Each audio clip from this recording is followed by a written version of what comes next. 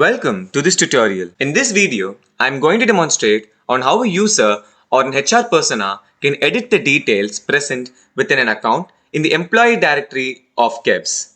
Once the user has navigated to the employee directory, he or she can simply click on any particular account in order to view the details of the same.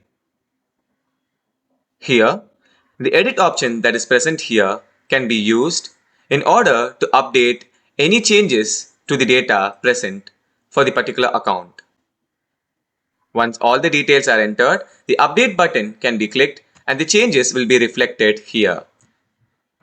The edit access is present to the HR admin and also for the owner of this particular account as well. For all the various categories that are present, the edit button is the same. So, all the details that have been entered during the initiate hire process and the complete profile process can be updated using this edit button. In order to view the history of edit for any particular category, the user can click on the edit history option. If a user does not have access to edit any detail that is present here, but still need to edit the particular detail, a workflow will be triggered where the HR admin will approve or reject the edits that have been made.